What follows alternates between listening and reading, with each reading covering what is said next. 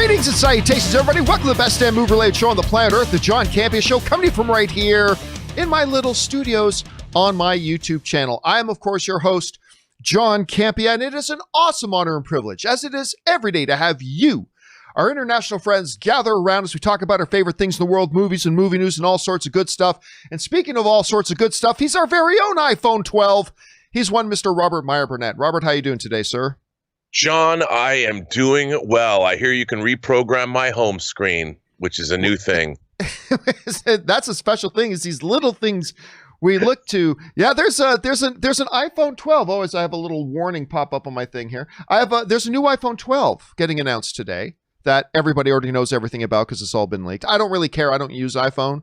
I haven't used iPhone in like 7 years. I switched over to Android. I've been an Android guy ever since. Although I did switch over to the iPad tablet. I switched over to an iPad Pro. And I gotta say, it is right now my favorite computing device. It's probably the thing I use more than anything else. So I'm super psyched about it. But anyway, guys, there's a lot of stuff for us to talk about here today. Here's how today's show is going to go. We're going to spend the first half of the show talking about a bunch of topics that we've got laid out for us. Then in the second half of the show, we're going to take your live comments and questions. And how can you get a live comment or question on the show? Well, it's easy. Simply go to the tip link that's in the top of the description of this video and just click on it there, or simply enter it in manually at streamelements.com/movieblogtv/tip. You'll be getting your comment or question on the show if it's reasonable. And of course, you'll be supporting the show at the same time. And by the way, if you haven't done so already, why don't you take a second and click on that subscribe button, become a subscriber to the John Campea YouTube channel. It'll keep you up to date on all the things that we got going on around here. Okay, guys, with that down, let's get into an off the top here before we get into the main stories that we got lined up. And this is a big one. We're going to go with an off the top, and we're going to start with this. We've known for a while that the movie theater industry, because of the COVID crisis, has been in a lot of trouble. Like, this has been obvious and evident, and we've known this for a while. No theater was in more trouble than AMC theaters, and really through no fault of their own in many ways. AMC theaters had gone through a period just prior to COVID, to get everybody caught up here. Prior to COVID, AMC theaters had gone through a lot of money spending, but it was all good money spending. It was smart money spending. They were buying up some new theaters. They spent a hell of a lot of money on upgrading a lot of their theaters. That's why you go into a lot of AMC theaters now. They're like palaces for movies. You go in, you get your motorized electric leather recliners and incredible sound. And they spent a hell of a lot of money on getting AMC A-List, the best thing I said to ever happen to film fans, the AMC A-List program, up and running. And just before COVID hit, they had spent pretty much everything they were going to spend. They had pretty much done most of their upgrades. AMC A-List was now turning a profit. Everything was great. They were in a lot of debt because of all the spending, but it positioned them to make a lot of money moving forward. So we've known for a while that AMC, more than any of the other theaters, was in big, big trouble. Well, it's looking even more bleak right now. Variety is running a story right now that the industry is predicting that AMC theaters, as of right now, could run out of money by the end of 2020, or at best in the early parts of 2021. This isn't a big surprise, but it's just having it put into black and white. They write AMC theaters in danger of running out of cash by the end of the year or early 2021 if moviegoers don't return to cinemas in greater numbers, the world's largest exhibitor warned in public filings on Tuesday. So this isn't even just somebody out there saying it. AMC is acknowledging this. We're in massive trouble. Goes on and say this. Now, this is from the reports that are coming out. Given the reduced movie slate for the fourth quarter, in the absence of significant increases in attendance from current levels of incremental sources of liquidity at the existing cash burn rate, the company anticipates that existing cash resources will be largely depleted by the end of 2020 or early 2021, AMC reports. Thereafter, to meet its obligations as they become due, the company will require additional sources of liquidity or increase in attendance levels. Guess what? Attendance levels ain't about to change anytime frickin' soon. Nope. even if they had all the theaters open, there ain't no movies coming out. So that's got to be a little bit expected. The required amounts of additional liquidity are expected to be material. That just means it's ass serious. When they say it's expected to be material, that just means it's really, really serious. Rob, you and I have said over the past little while that I fully believe, and I still do to this day, that if movie theaters can survive this period of time, this finite period of time, and still be alive by the time the movies start coming back into theaters, that the movie theater industry will be perfectly fine. There will be a lot of big movies to come out in mid to late 2021. A lot of people are going to be itching to get back to the movies. They will be fine. However, that if they can survive until that point is the germane topic here. And as I've been saying in the last little while, it is just looking more and more like that if they can survive to that point is becoming more and more doubtful. When they pulled Black Widow, going back a number of weeks now, it was like, oh no. Because without Black Widow, that was going to be the first step in building that momentum that they were hoping Tenet would start and keep that ball rolling and whatever. Wonder Woman had been moved to December already, but still December. Then Bond moved. And then Dune moved. And then they just announced Soul got pulled off the release schedule. And it's just a matter of time. And then Regal shut down, at least temporarily. They've shut their doors. And now it's just a matter of time before they announce that Wonder Woman is going to get pulled off that December 25th release date. I mean, I hope it opens on December 25th. I really do. But I have very little faith at this point that it will. So with all these things piling up more and more and more, I have not changed my opinion that if the theaters can survive all this, they'll be fine long term. But my skepticism that they can survive that this period is getting more and more diminished. Rob, the bankruptcy and the closing of AMC theaters. Now AMC theaters talked about we're looking at other options, increasing our debt, but you got to have somebody willing to give you money to increase your debt. Yeah.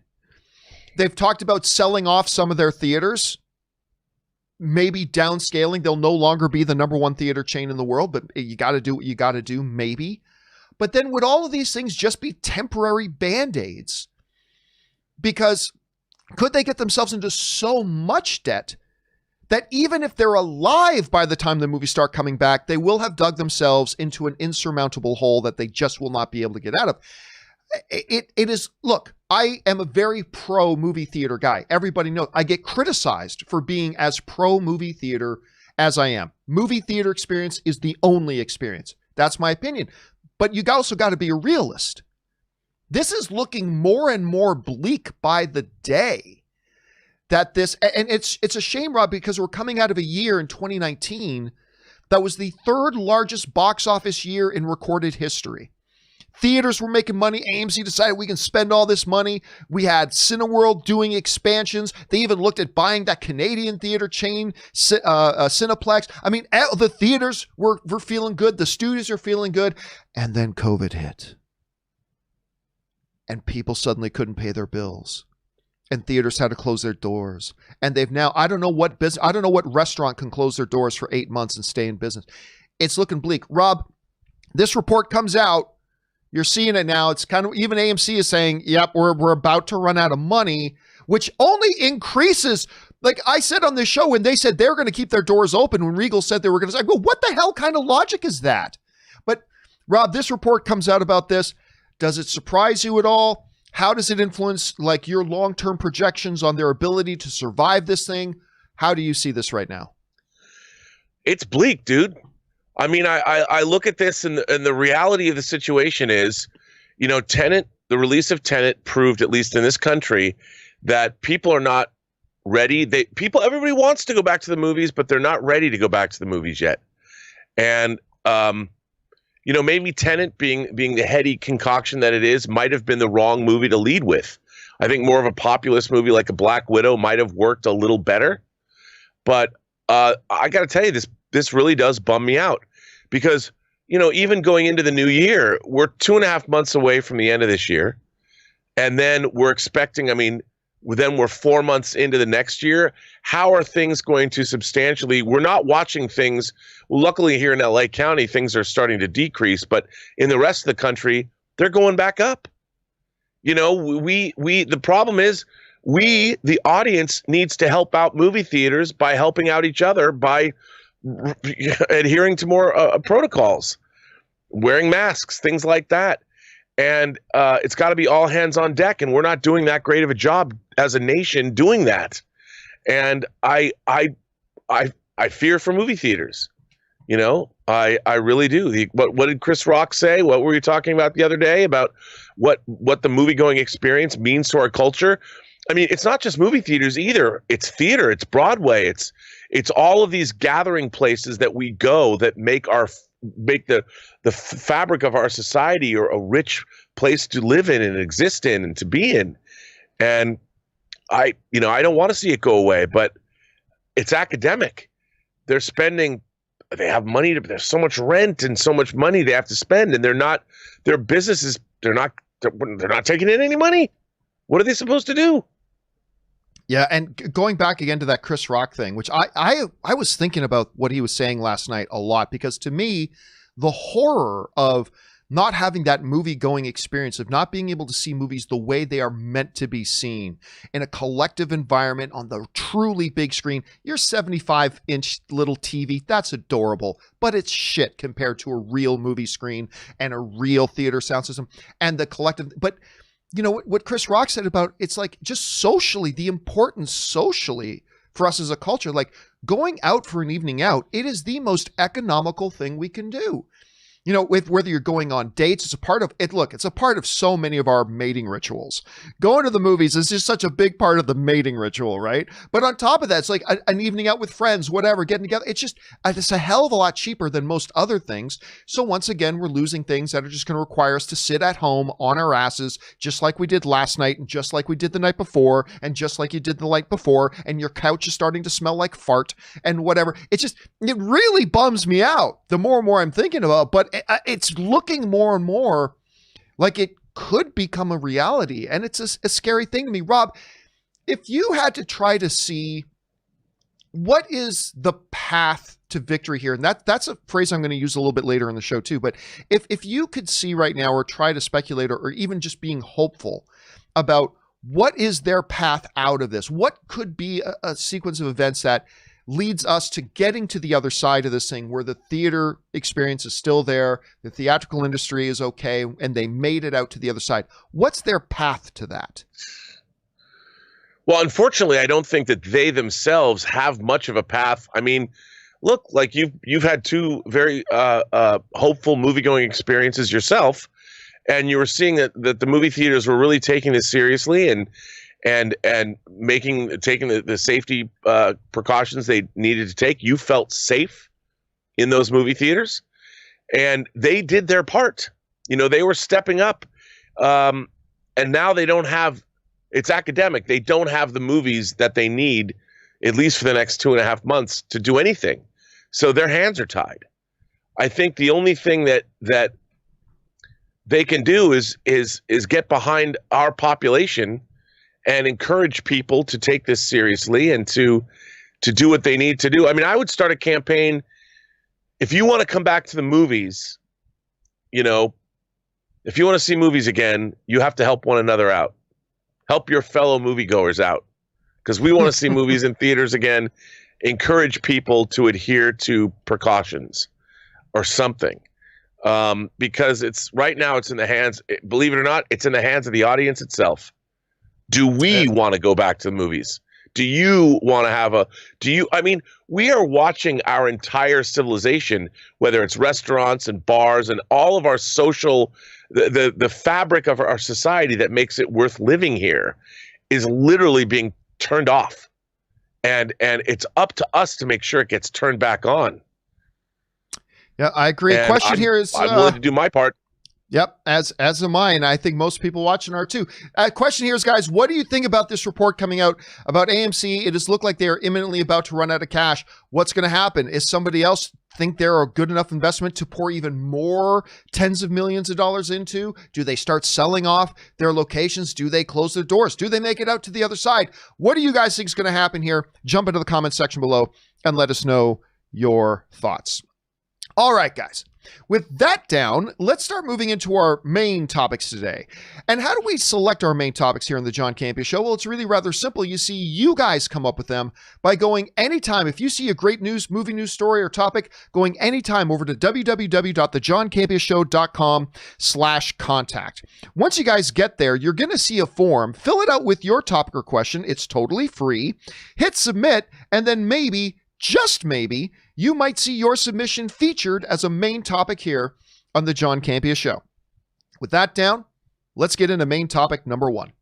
And our first main topic today gets submitted to us by Christian Hannah, who writes, "Hey, John, I'm interested in the Google Chromecast, especially since it has HBO Max, and I really want HBO Max. But I have a Roku streaming soundbar. I almost bought one of those. Those look great. I have a Roku streaming soundbar, and I want to know your thoughts on the new Chromecast before I buy. I know it's not directly movie related, but since it's Google, this could be a breakthrough in streaming." Well, thanks a lot for saying that in, Christian. As a matter of fact, no, it is very much movie related, because right now, a lot of us, if we want to watch movies, we're watching them at home right now. And that's what we're doing. I've got a glorious 4K HDR 75-inch TV in my main room. Thanks to JBL, I've got this glorious surround sound system in my living room. Rob, you've got that JBL system as well. Thanks to the good folks at JBL for that, who sent those to Rob and I. It's a wonderful thing. And I've got my Roku. I've got a Roku. I've got several Rokus. I, for a long time, have been a Roku guy, Rob. I've been a Roku guy. Now, we brought up on the show the other day the announcement of this new Google Chromecast and all the really cool ways it looked like. Again, by the way, this segment is not sponsored in any way, shape, or form by Google Chromecast. Right. They did not send me a Google Chromecast, whatever. But if Google wants to start sending me stuff, by all means, feel free. I'll take one too. And then I had dinner the other night with a friend who said, "Hey, I watched your show and I heard you talk about the Google Chromecast, so I picked one up for you. Here you go," because they're only $50. I brought it home and I set this thing up. Now, some of you may be somewhat familiar with Google Chromecasts. All Google Chromecasts have been before is a little dongle that allows you to really stream easily content from your phone to your TV. So you open up Hulu on your phone, you can now stream that to the TV. The new Google Chromecast with Google TV built in has its own now visual interface with a remote control, much like an Amazon Fire Stick or an Apple TV or a Roku, my beloved Roku, with a couple of key differences. Now, I know there are Rokus out there that have 4K. The one I have in my living room right now does not have 4K. So it was really nice thing to get this Google Chromecast with Google TV, and it has 4K. So that's been great. Unlike my Roku, HBO Max is on the new Chromecast. So last night, Ann and I watched the latest episode of Lovecraft Country on Google Match through the Google. That's great. Rob, let me tell you about a couple of things that have really stood out to me, though, because it's got all the features that a regular, Roku would have. It's got all the features that a regular Amazon Fire Stick would have. But let me tell you about a couple things that are different. One of the first things that jumps out to me is, you see the little black button on the remote control there? That you might recognize that symbol. That's the Google Assistant symbol. It's got the Google Assistant built right in. So I'm sitting at my TV. I just press that button and say, bring up Lovecraft Country episodes. Boom. It knows it's on HBO Max. It opens the HBO Max app, brings up my episodes of Lovecraft Country, and I can just pick whatever episodes I want to start.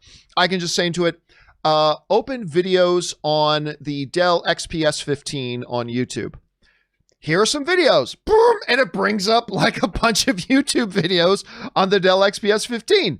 And it's just right there. Here's the other cool thing. Because I have a Google Home, you guys have often heard me, I'd say, okay, Google. And then, I have a Google Home in my office here. Because it's all connected, I was able this morning, sitting in my office, to turn to my Google Home and say, okay, Google, turn on the TV and open YouTube. And then when I went downstairs a few minutes later, my TVs are turned on and my YouTube channel is opened up too, which is great. But Rob, one of the other cool things about this, and I love this, I don't know if you use the Hulu app often. I love Hulu. But when I open Hulu, one of the first bars of content is continue watching. You know, to say, oh, hey, you were watching Archer. Oh, you were watching, I don't know, Ann had it. You're watching Fixer Upper. You were watching this. You were watching this. Want to continue, right? When I open my Chromecast now on the home screen, it has its own continue watching, but it's across all the different apps and channels that I have. So, for instance, if I was just recently watching Lovecraft Country, it'll say, oh, continue watching Lovecraft Country on HBO Max. Oh, continue watching The Crown on Netflix. Oh, continue watching Mandalorian on Disney Plus. Or it's a continue watching for every single network that I have. And it's like, that makes it so much easier. It's quick, it's responsive, it's snappy. The picture is fantastic. I got to tell you, Rob, this I have been a Roku guy for a very long time. And I'm going to keep my Roku in my bedroom. But I love this thing.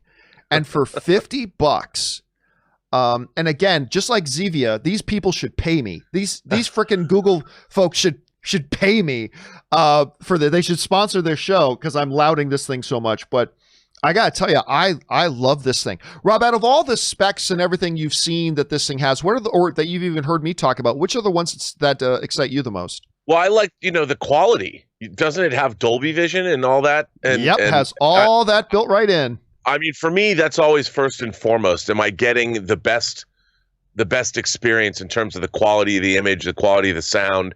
That's and then again, the next best thing, of course, is functionality.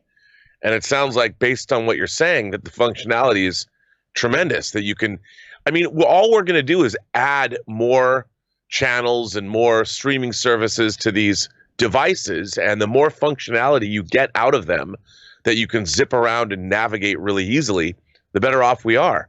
And I love what you're saying. It makes me, it's only $50. And I say only in this day and age, only $50. But for this type of an entertainment gateway, I will say this though. I said this before I got my hands on it, and it's really true now. My one big critique that I really wish I would have liked to have seen different is, again, you see on the remote control, you got a dedicated YouTube button and a dedicated Netflix button. And those are probably the apps I use the most. Maybe replace Netflix with Hulu, but I watch a lot of Netflix. So, you turn on, and instead of having to navigate around, or you don't want to say the voice command, just hit the YouTube button and it'll open YouTube. I do wish they had made room for a couple of more of those dedicated buttons. And I wish those buttons were programmable. So that's cool. It comes with the YouTube button and Netflix button. Maybe if you could add 2 more buttons underneath there that are programmable, and you could decide what you want to have open when you hit that button. Like, oh, I'm watching Mandalorian again, so I'm coming back to my TV to watch Disney Plus a lot. It would have been nice to have a button that I could say, make this button open Disney Plus, and then make this button open Amazon Prime. You know what I mean? I think that would have been a nice rounding out to really make this a little bit more user-friendly. And I understand you brought up a good point when we talked about this the first time. You want simplicity, and it's there, but just a couple of extra buttons that you can kind of, program to say what I want to have, a quick, easy, convenient action. Because that's what this whole thing is. It's all about being quick and easy and convenient and easy to get at the content you want to watch. So I think that would have been a nice little touch. Anyway, guys, question is, what do you think about the looks of the Chromecast? I gotta tell you, I'm a big fan, and I have not been a Chromecast guy at all, but this has been spectacular. I've loved using it. Have any of you guys tried it out so far? Are you interested in trying it out? Maybe you're like me and you just love the Roku and you're like, I'm perfectly good with my Roku or my Amazon Fire Stick or my NVIDIA Shield, or I use my Xbox to access my, whatever it is. What do you guys think? Jump into the comment section below and let us know your thoughts. All right, guys. With that down, let's move on to main topic number 2. And our second main topic today gets submitted to us by Iman. And Iman writes, hi, John and Rob. Disney announced officially the dates for The Mandalorian second season. They chose to go with the weekly release, which in my opinion is good and better than dropping the whole season. But I wish I wish they would do what Amazon is doing with releasing the first 3 episodes, then continue weekly. What do you think? Yeah, they have just come out. It's no big surprise. We kind of expected this. They have officially made it known that Mandalorian, which is launching on, I believe it's October 30th, is the launch date for Mandalorian Season 2. They are going to be launching specifically with 1 episode per week, and it will run and follow that schedule till about the end of December, just in time for Soul to come out, which is a nice little 1-2 punch that they've kind of set up for themselves there. Look, I've said for a while that while I love binging, right? Ann and I just started watching Schitt's Creek. Amazing. I can't believe it's taken me this long, especially considering it's a Canadian show. I can't believe it's taken me this long to get on board with that show. It's amazing. And so we've been binging through it like crazy. I'm big into binging. But if you're a network, the absolute smarter thing to do is 100%, no debate, 100% the smarter thing to do is to release week to week. It keeps the momentum going. It keeps people talking about your show for a much longer period of time. It builds excitement as people talk about the new episode every single freaking week. It increases the spread and the ability for people to hear about it now, and hearing other people talking about getting excited gets them on board. It's just been proven with studies over and over and over again. They get far more bang for their buck by releasing it that way. And personally, Rob, you and I talked about this before. I, as a fan, loved the fact, Rob, that every week you and I would have a new episode of Mandalorian that we could then talk about and buzz about and discuss and speculate about what's going to happen next week and where's this going to go. And then next week we get to do it all again. There's something fantastic about that. But then there's that middle ground that Iman is talking about, that some networks were like, we'll drop the first 3 episodes. Like I remember Hulu used to do that with Runaways. They drop like the first 3 episodes when they debut it and then go once a week. I think if Mandalorian, Rob, was more than 8 episodes, like if it was 11 episodes, 12 episodes, I could see doing that. But with an 8 episode model, I think it's 8 episodes they're doing. With something like an 8 episode model, well, that means you've only got 5 weeks left. Like after you watch that first one, you got 5 episodes left. So I would say with something that's as short as Mandalorian, I think it's probably smart to just drop it properly 1 episode when you launch. If it was 12 episodes, go with 3, but that's how I kind of see it. Rob, what do you think the proper approach would be for them on something like Mandalorian Season 2? Well, to me, it's all about the kind of storytelling. Like, for instance, The Mandalorian are pretty much self-contained episodes. And, you know, you could really watch. I mean, there is an ongoing progression, but it's not like it's serialized the way, say, The Boys is serialized. So to me, getting 1 episode a week of The Mandalorian, it's a real treat. You know, I love it. And if somebody gave me 3 episodes, I'd be like, why aren't you giving me all the episodes? I think you should do either or. Like, I like the fact that The Boys started out with 3 episodes. Yeah. But then it was over and done with. To be honest, if I'm getting episodes once a week, I want that once a week fix to last longer than just the 5 weeks that we got after The Boys dropped their first 3 episodes. And with The Mandalorian, you know, now more than ever, John, having things to look forward to for an extended period of time makes me happy. Because, you know, now it's like a bridge. And I mean, normally I would be happy about this, but I should mention that Star Trek Discovery Season 3 debuts this week too. And I like the fact that, well, for me, it's because the pain is lessened when I have to watch every episode weekly. But I prefer the weekly model, especially when it comes to a show that's not as interconnected and serialized.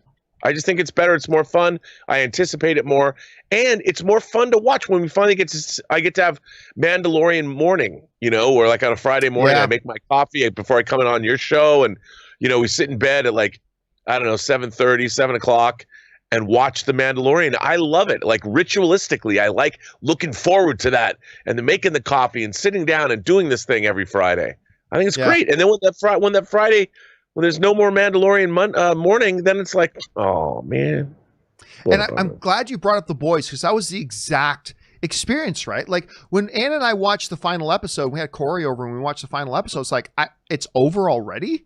Yeah. Because that was the thing, right? Like when they dropped the first 3 episodes, I loved it for that moment that I got to watch 3 episodes. Right. But I think I would have traded personally. This will be a your mileage may vary kind of situation where everybody will have a different preference. But if I could have gotten like 3 more weeks of being able to look forward to another episode of The Boys, it felt like it ended just as it was starting. You know what I mean? know. And so I'm with you. I think you got to go. I think you go one of 2 ways. Unless again you're like 12 episodes, then you can drop with 2 or 3 and then go on weekly. But other than that, I think you're right. I think you either go with drop the season at once, which for me would make me very happy, but it's not the smart thing to do, or you just go week to week. And so, and I think The Boys, as much as I loved it, yeah, you're right. The drawback of the fact that you blinked and it was done. The season's over now. And now we got to wait, what, 1.5 years probably till the next season of The Boys? Yeah, because of production. Who knows? Yeah. Yeah. I want more of that show. Yeah, me too. And it's going to be different from person to person. Anyway, the question here is, guys, what do you think about that? What do you think would have been the proper release strategy for something like Mandalorian? Jump down to the comment section below and let us know your thoughts. All right, guys. With that down, let's move on to main topic number 3. And our third main topic today gets submitted to us by Raza Hyder. And Raza Hyder writes, "Hey, John, Disney announced that they are now starting to prioritize content made for streaming on Disney+. Due to the pandemic, Disney reportedly lost $4.7 billion from a combination of the theatrical releases being postponed and closure of parks. A lot more of that coming from closure of parks. From a business standpoint, I think they're making the right move, but it is sad that the focus on theatrical films will be less. What do you think of this, and could Disney make theatrical films a priority again once the pandemic ends?" All right, thanks a lot for sending that in, man. And yes, Bob Chapek, the new CEO of Disney, came out and said, and by the way, I already seen some people say that he's deviated from what Bob Iger wanted to do. Bob Iger is still Bob Chapek's boss. Don't forget that. They came out and made this announcement that they did a massive reorganization. And they said plainly that one of the purposes of this reorganization was to put a heavier emphasis on the streaming content. That's not just Disney Plus. It's Disney Plus, and he was very specific to call out Hulu and ESPN Plus. A lot of people keep forgetting that Disney is very, very serious about Hulu. And I'm glad they are. It's an important thing, and I'm glad they're going to be doing that. It's a complicated breakdown, but just to put it into a little bit into context, here's basically what this reorg kind of means, all right? They have now reorganized that their content is being broken into 3 divisions. Divisions they're calling, or at least that Deadline and the Wall Street Journal is calling, movies, which is going to continue to be headed up by Alan Horn. General entertainment, which is probably going to be television, documentary, all that other kind of stuff, which has a new head of that general stuff. And sports. Of course, they have a heavy investment in sports with ESPN. And of course, their streaming outlet, ESPN Plus. Now, what really makes this different from just a, academic reorganization is the fact that they've created a brand new division, a brand new arm, that they're calling the distribution arm. And basically, what that means is this new arm, this new department will be the department that they decide. Something that the movie division creates, something that the general entertainment division creates, something that the sports division creates. They don't decide where that piece of content they're making is going. Alan Horn, the high lord and guru of all things Disney movies, will not be the one who gets to decide where a movie that he oversees and creates through his Pixar arm, through his Lucasfilm arm, through his MCU arm, through his Disney proper arm, whatever. he's no longer going to be the guy to decide where that goes. It will be decided by the distribution arm. They will be the ones who decide where it goes, and they are going to have a higher priority now to funneling content to their streaming outlets, be it Disney Plus, be it Hulu, or be it ESPN Plus. I think you're about to see a lot of ESPN content diverted to ESPN Plus. Yeah. This is a very interesting move, but this is not a sudden, nor is this a surprising move. And here's why. A lot of movie fans made the assumption that when Disney bought Fox, they were doing it so they could get X-Men. I mean, that generally was the general feeling amongst movie fans. But a lot of us tried to tell everybody, it's not about X-Men. Disney did not spend $71.2 billion to get the frickin' X-Men. That is not why they spent $71.2 billion. They bought it for 2 letters, my friends. They bought it for IP. They bought it for the intellectual property rights to not just current content, but catalog content and the rights to do things with that catalog content that maybe had not been done before, or was not a part of the plans previous to that. This has always been the plan. The plan was that Bob Iger was very, very invested in what was going to be happening with streaming. They bought Fox to acquire an additional massive catalog and a controlling interest in Hulu, which kind of sealed the deal. Because remember, Hulu used to be this thing like a whole bunch of studios used to co-own together. It's now a Disney property, period. It's a Disney property. So what does this mean? For things like Avengers 5, for things like, Star Wars Episode 10, whenever that happens, it doesn't really mean much. The movies that are pretty much guaranteed to earn Disney $1 billion at the box office, they're still going to put into theaters. But it also means that a lot of the content that is more borderline content that would have before gone to, for instance, Ant-Man 3. As of right now, let's just forget the COVID problem right now. Forget COVID. As of today, I don't believe Ant-Man 3 is ever going to see the inside of a movie theater. Because if you really look at the box office rate, the Ant-Man movies, while I very much enjoy them, they are very much near the bottom of money earners, right? As far as how much they make in box office. I don't think this new distribution arm is going to say, let's put this in theaters. I think they're going to say, let's put this on Disney Plus. I think they're going to say this is a prime candidate for a Disney Plus debut. And guess what? Kevin Feige doesn't have a say. And Alan Horn doesn't have a say. It's now this new department that gets to make those priorities. And I think that's what's going to happen. And I think you're going to see a lot of those more middle of the road things. The big massive blockbusters, they're guaranteed to make $1 billion. I don't think that's going to change anything. I don't think it's going to change a thing. Rob, earlier in the show, I brought up the phrase path to victory. What's the path to a win? What can the movie theater see to a path to a win? I'll tell you what, there's a bit fewer paths to victory now for the theaters than there were before now. Because I don't think theaters can survive strictly on the big blockbusters.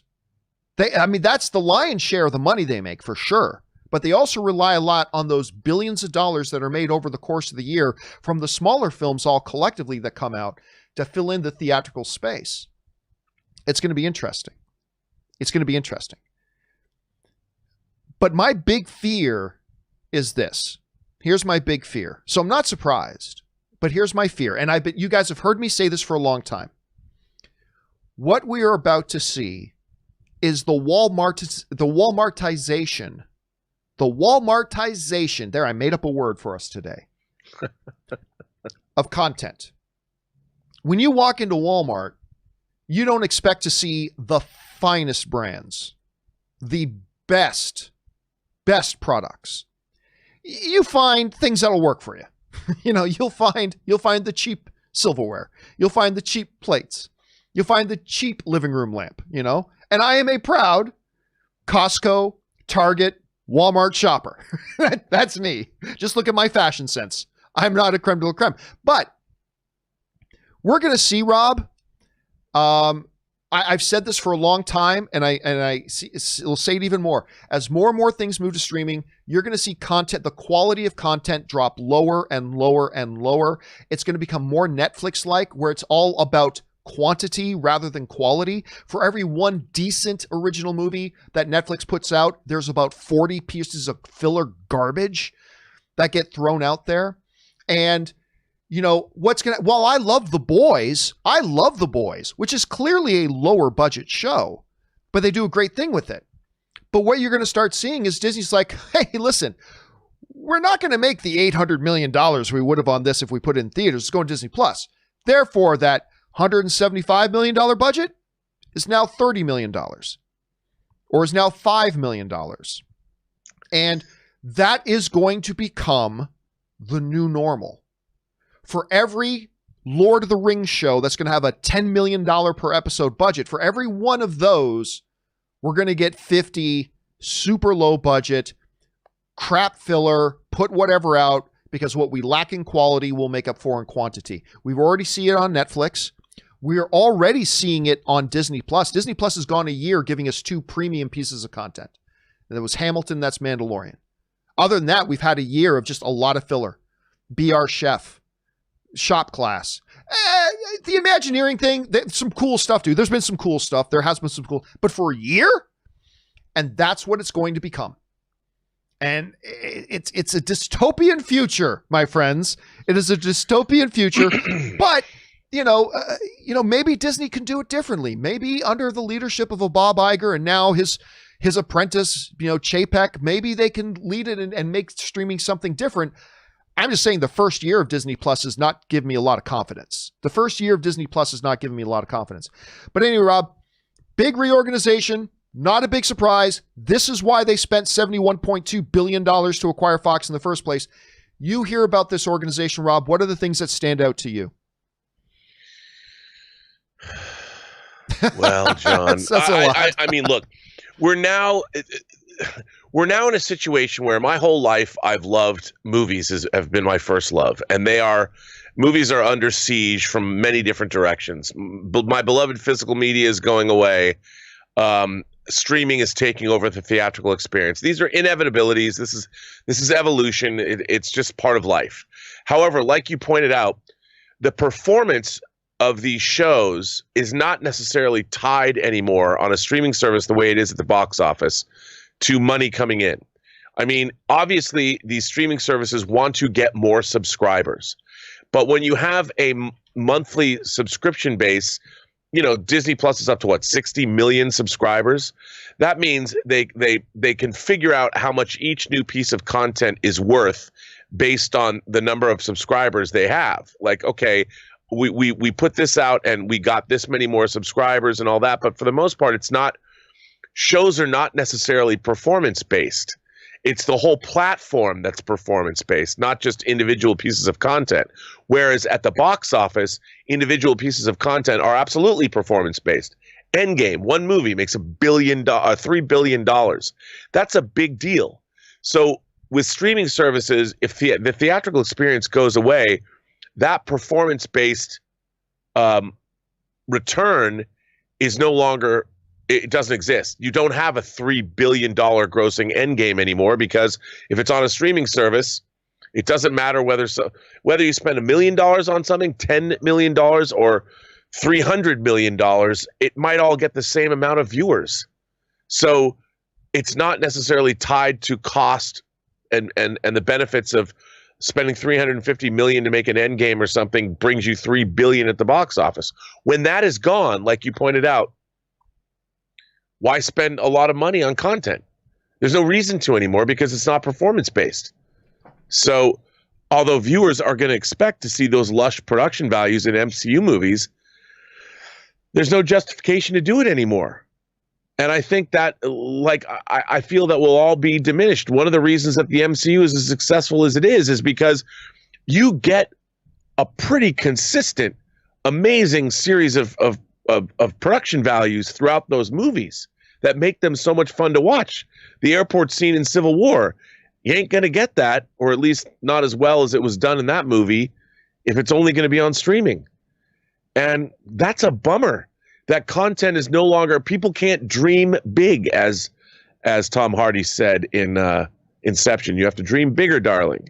Well, if all content's going to be streaming, dreaming bigger isn't going to help you. You have to figure out how to dream within a budget. And where's the fun in that? So I don't know. I mean, like you said, it's just it's what's happening, and we have to adapt or die. But I think it's bleak, dude. I'm not optimistic about all this. See, although, go ahead. Oh, maybe, certain filmmakers thrive under creative limitations. And as technology increases and we have things like Lucasfilm stagecraft technology, maybe that more creative applications of that technology can make sure that we aren't going to lose the kind of spectacle that we're used to. At least that's what I would hope. One of the things that we can't forget is that, look, I still think every once in a while, like for instance, Amazon Prime we already mentioned this Lord of the Rings show that they're doing, right? Apple TV is like putting out $200 million for, of course, Apple can buy and sell Disney 15 times over. So whatever, but they're putting $200 million into the Martin Scorsese thing, right? We will still get the odd thing. Like there will still, once every 6 months, we'll still get the odd, like really big balls to the wall, going all out kind of spectacle blockbuster. But like a year like 2019, we're never going to have that again. And what a lot of people forget is that, you articulated it so perfectly, Rob. When you now have a subscriber base and you get that money coming from subscriber base, now it's just about keep them satisfied. And let's keep pushing the bar lower to see how far low we can push the bar before we start losing them as consumers, right? And so it's going to get cheaper and cheaper and cheaper. And what a lot of people forget is that like Netflix is as many, 150 million subscribers around the world or something like that. It's crazy. Everybody forgets. They actually look at the last financial reports that got put out. They spend more money every year than they make. Yeah. Like right now, Netflix spends, and it's hard to imagine, but everybody forgets how expensive it is to run one of these things. Netflix, and this is not good business, they spend more money than they make.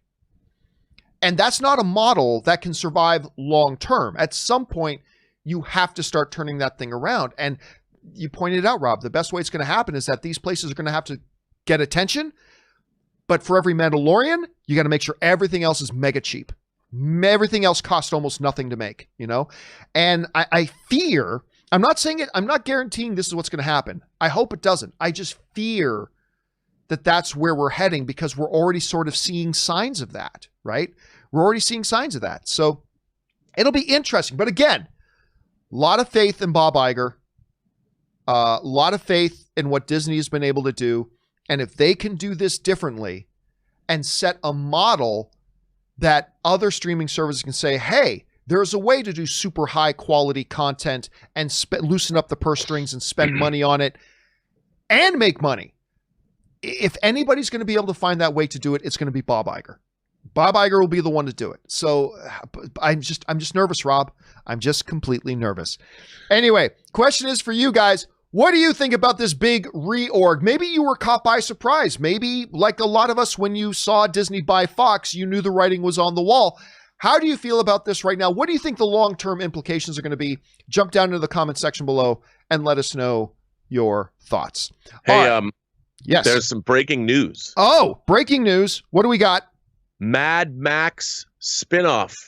Furiosa in the works at Warner's with George Miller directing, Anya Taylor-Joy in the title role, Chris Hemsworth, and Yahya Abdul-Mateen II along for the ride.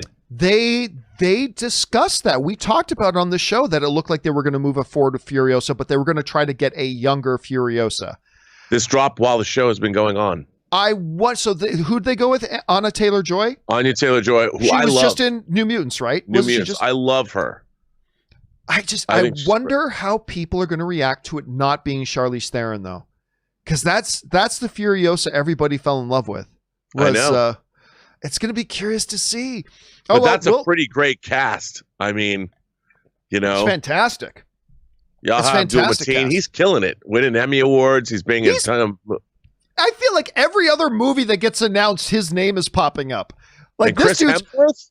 I know, You've got but I Thor wonder and who this Black guy's. Manta? I wonder who this guy's agent is because he is getting him all the movies at this point. Well, we'll talk more about this obviously on the show tomorrow, but that's a good one. A lot to read in there, so that's good. They're moving forward with Furiosa, but it's not going to be with Charlize Theron. Interesting. And he's brought back his entire team that won Academy Awards for Fury Road. The production designer, the editor, the sound mixer, and the makeup designer. And so that's pretty cool. What a gorgeous film that was. That was a gorgeous film. Like just beautiful to look at. All right. With that down, guys, let's move on to our fourth and final main topic today. And our fourth and final main topic today gets submitted to us by Manny Palau, who writes, "Oh, Rob, I think that you're not going to like this one. Hi, John. I think deep down I knew it was going to happen, but I just read that Greenland, that Gerard Butler disaster movie, is officially skipping theaters here in the US and going right to streaming in December." Yep, and you're right. That's not really a big surprise, but it is kind of unfortunate. Where are we at here? Considering this feels like a big screen kind of movie and that it already made over $45 million in international markets, is this a big mistake? All right, thanks a lot for sending that in, man. And yeah, one of these little films that we've really been looking forward to. Rob, I know you put it on your when we did our most anticipated list. I know. This was one of the ones you put on your anticipated list. The Gerard Butler disaster film, Greenland, about the asteroid heading towards Earth. Okay, big explosions, big disasters, all that kind of stuff. It was supposed to open originally in June or July in the United States. Obviously, those plans got curtailed by the pandemic and theaters being closed. They kept pushing the date and pushing the date and pushing the date. They started opening it up internationally. It's made $45 million internationally.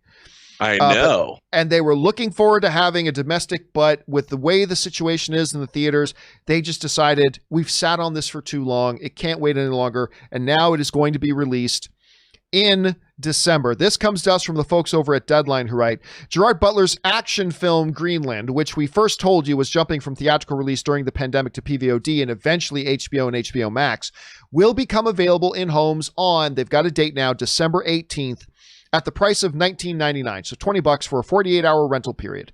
The STX Films movie has already opened number one in 24 offshore markets, grossing over $45 million off a $35 million production budget. That's a good jump for them, as a matter of fact.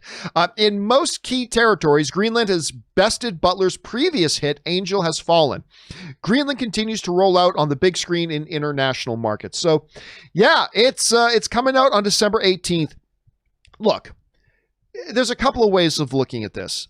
Number one, it is unfortunate because this does feel like a fun movie theater, popcorn kind of flick that you want to see on the big screen with the big explosions and all the disaster we saw in the trailers and stuff like that. Look like good fun in the movie theaters. But Rob, especially when you're a movie that's like a $35 million movie, you can't wait. You can only wait for so long. You can only sit on it for so long. And, this thing was originally supposed to come out in June. And that whole thing that we've talked about is that danger of this was being heavily pushed and marketed in March. They were pushing and promoting this thing. And a lot of people, I'm sure, are probably saying right now, Green, that didn't come out like ages ago. You can only push these things for so long. I'm not surprised. I mean, this is one of those films that it wasn't going to make $1 billion at the box office regardless, but this is one of those films that was probably primed to make that jump. I'm disappointed that we're not going to be able to see it on the big screen. This is one of those movies that I think really would have benefited from that. But, again, I get it. It is what it is. And they've made 45, which means they don't even have to do all that much in the PVOD market to break even now because it did such a good job with its international legs. Imagine how much money it could have made if it was able to hit its domestic release, which is unfortunate. Rob, I know this was a movie you were really looking forward to. What are your thoughts on this move for Greenland?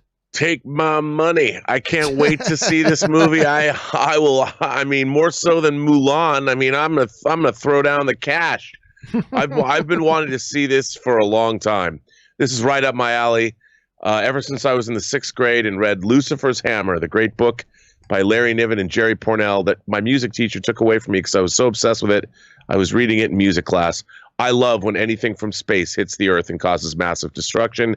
This movie is so right up my alley. I can't wait to see it. Bummed I won't be seeing it in a theater, however, in a big, gigantic screen with laser projection and sound that would rock my bowels with the bass that it would provide. The words "rock my bowels" were just spoken on the show. Rock and my bowels. There's a T-shirt that's got to get made, I think. So with anyway, bass. Rock my bowels with bass, though. With bass, heavy explosion bass. Question is, guys, what do you think about this? I'm sure this probably doesn't catch any of you by surprise given the current climate that we're all in. But now we do have a date. Now you know when you're going to be able to watch this. Is this one you're looking forward to seeing? Maybe you just think it looks too dumb to care about. But what do you guys think? Jump into the comments section below and leave us your thoughts. All right, guys. With all that down and out of the way, let's now move on and start taking your live questions. And once again, the way you can get a live comment or question is simply by using the tip link in the top of the description of this video, or simply use it manually, streamelements.com/movieblog/tv/tip. You'll be getting your comment or question read on the show, and of course, you'll be supporting the show at the same time.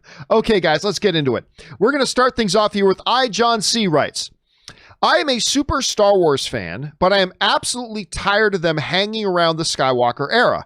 Yes, I know they're coming out with the High Republic, but something tells me they should go even further back like the Old Republic. Thoughts? Yeah, listen, I don't like prequel stuff, but if you go backwards in time far enough that there's no directly connecting threads, then you're free to tell a totally different story. High Republic... I believe they said it's 300 years prior to the events of Star Wars, the first Star Wars film. I think that's a good distance in time. They are going to put Yoda in there, so of course they've got to have some kind of stupid connective tissue, but whatever. It's fine. It's hard. Now, if they had come to me and said, John, how far back should we go? I would have suggested Old Republic. I think a lot of people would have suggested Old Republic. But they had an idea. And they had an idea with a full creative writer's room, something they should have done with episodes 7, 8, and 9, but they didn't. And so maybe they learned that lesson. They got a full creative writer's room together of some very impressive names to chart out a new story. Without seeing that story, it's difficult to say that they shouldn't be doing this. This could be the best. I mean, look, this could be the greatest thing Star Wars has ever done. And like Rob, one of the people in that room, as a matter of fact, was Claudia Gray. Claudia Gray is one of the people who was in that writer's room. Claudia Gray has written some of the best Star Wars novels of all time, including Lost Stars, which is like in my top 3 favorite Star Wars novels of all time. And she's written a number of other really good ones too. And she was part of that writer's room charting out this new High Republic era. So I've got some enthusiasm for that. But again, it's impossible to say that they shouldn't have done this. They should have done this when we haven't even seen what the story is. Rob, if they had come to you prior and said, hey, should we go to just 300 years or should we go back to Old Republic? Which would you have said? You know, people love the Old Republic. The Knights of the Old Republic game was beloved. I like that era. And I think it really depends. I think the Knights of the Old Republic gives you more story possibilities. I think the High Republic is something that is going to be looked back upon having not seen it, but obviously it's their way to increase diversity and inclusion. And I think that's not necessarily a bad thing. I just hope it's not agenda-based storytelling. I feel what Star Wars is missing is Star Wars. You know, people like The Mandalorian because it's familiar. There's a lot of familiar aspects of it, so they can get behind it. And I see that the High Republic, you know, if everything's going swimmingly well, then is that as much fun as if the galaxy is being torn apart by rebellion and revolution? I don't know. You know, we'll see. But I would have gone back to the Knights of the Old Republic era. Right. But I think the important thing, too, here is this. A lot of people assume if they had done Old Republic, they just would have adapted, you know, Knights of the Old Republic. No. And now they probably would have created brand new stories just in that era. So, it really is. It's 6 of one, half a dozen of the other, depending on how you look at it. So, I would have gone to Old Republic, but again, I'm very encouraged by who they had in this writer's room, and let's see what they do. At least it's separated by a few centuries. Dude, I'm excited. I mean, I like the whole Shadows of the Empire idea in the beginning with all the things it was kind of a transmedia event with novels and video games and toys. I liked it, and I think that if this is well done, as always, John, it comes down to great stories, well told with great characters that I really like, and that's it. That's all I'm looking for. All right, let's move on here. Next up, also, John C. writes, second message of the day, not a fan of remakes. And when Poltergeist was announced being remade, I lost my shit. Then was justified by how crappy it was. That being said, I think the final countdown and John Carpenter's Prince of Darkness could be amazing. Well, here's the thing. Yeah, the Poltergeist was. But remakes, here's the truth. All right? Here's the inconvenient truth for everybody who likes to hold on to this myth that if it's a remake, it automatically equals bad. Here's the truth. A remake has just as good and just as bad of a possibility of being good or terrible as any film does. I mean, it's just reality. A lot of remakes are a lot of fun and they're really great, and some are considered all-time classics. John Carpenter's The Thing was a remake. The Fly was a remake. Scarface was a remake. I mean, and you can go on with that. There have been some modern remakes that I actually thought were better than the originals as well, and a lot of crappy ones. So I'm totally good if you want to remake something. Again, my guiding principle is this. If you do remake and it's good, yay, we have a new good film to celebrate. If you make a remake and it's bad, oh well, we still have the original. No harm, no foul. So, but I mean, yeah, so I just think it's all the same. Making a good movie is a crapshoot, Rob. And it is what it is. I don't know. How would you respond to that? What would you say to that? And did you ever see that Poltergeist remake? Dude, I did see that Poltergeist remake, and to me, that was one of the greatest examples of why sometimes remakes are utterly needless. And I'm all for remakes if you take material and rework it and make it interesting. For instance, Cronenberg's The Fly, or John Carpenter's The Thing, or even Philip Kaufman's Invasion of the Body Snatchers. Those are my three favorite remakes. They bring something new to the party, and they're A-list all the way. But that Poltergeist remake, what the hell, man? But I think this quest of turning things that just because you have a familiar IP doesn't necessarily mean that you should go remake it. Because if you remake it badly, I mean, the Jacob's Ladder remake that came out, it's amazing to me that these things are getting greenlit and there's not any kind of a new take or interesting. I just don't know why they do them. And I'm thinking about what was the initial question? What did you ask me?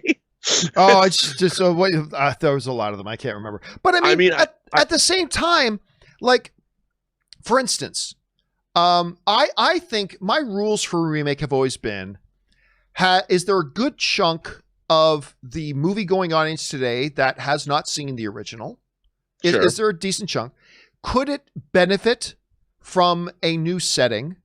And could it benefit from modern technology that's used in making films? And if you answer yes to all those, are good. Like, for instance, there's some movies that are just like the originals, but I still think the new ones are better.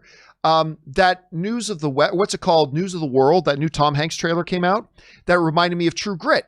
True Grit is a great example of the remake with Jeff Bridges that I actually think is quite superior to the original one with John Wayne. I actually think the new True Grit is quite better. I thought the new Ocean's 11 was quite superior to the Frank Sinatra versions of Ocean's 11, right? I'll get with. I think the original Ocean's 11 has a fun cast, but it's not a good movie. Well, yeah, granted.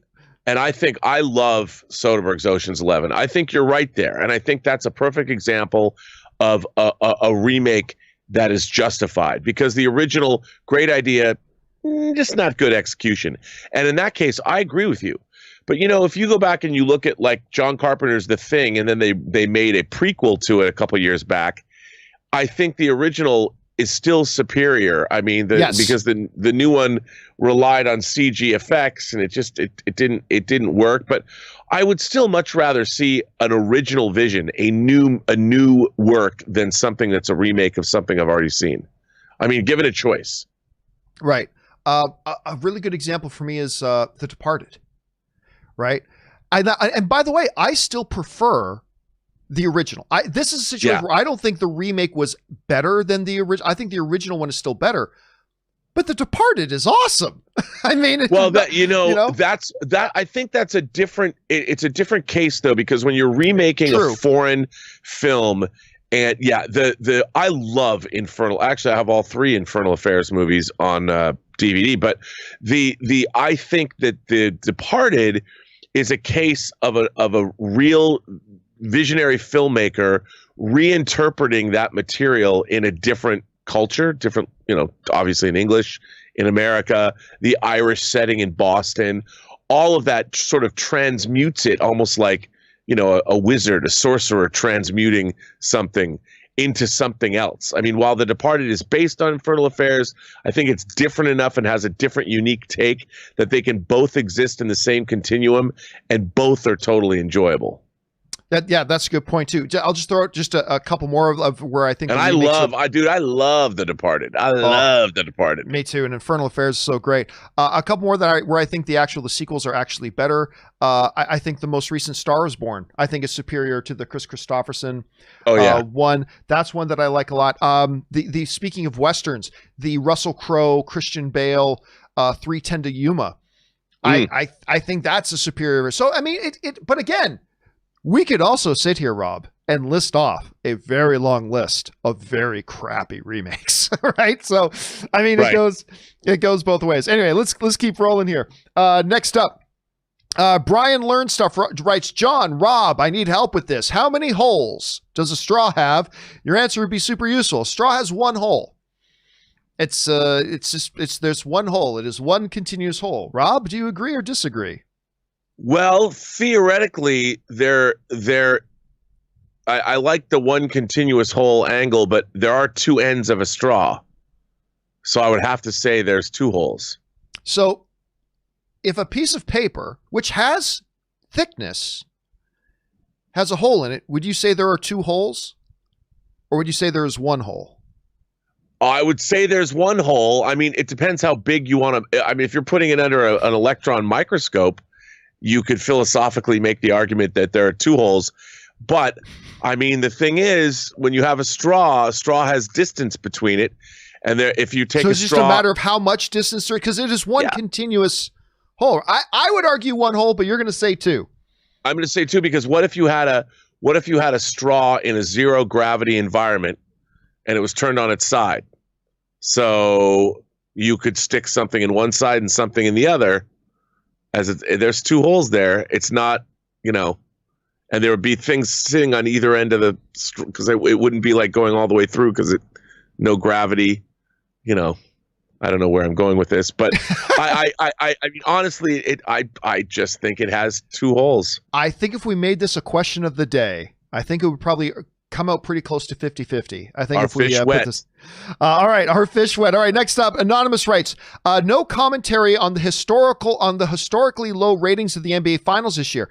Well, I mean, there's really not much to say. I said, if you guys watch my show, you remember back before they restarted any of the sports leagues, I said, whether it's baseball, football, by the way, look at the ratings of baseball. Look at the ratings. I mean, they're all down because of the COVID situation. I said prior to any of the sports coming back that we are going to see almost non-existent ratings on them. I still remember the day, Rob, when the NBA shut down, because it was the exact same day. I was sitting in my favorite hangout spot in Burbank. It's this outdoor patio place with food and whatever. It's a hookah lounge. I don't smoke hookah, but I like to hang out at this place. And we're sitting outside. It was me, Ann, and Corey. And 3 significant things all happened on the same day. CinemaCon got canceled. Really, the first thing that kicked it all off was Tom Hanks. They announced Tom Hanks had COVID. Followed immediately by CinemaCon got canceled. And then as we're sitting there watching the TV, an NBA game got stopped just before it was about to start. A player tested positive COVID, and they shut the NBA down. I still remember all that stuff happening in one night. Anyway, like I said in the show, like when it comes back, and I said, whoever wins the championships in baseball, football, hockey, whatever. By the way, historically low ratings on hockey as well, even in Canada.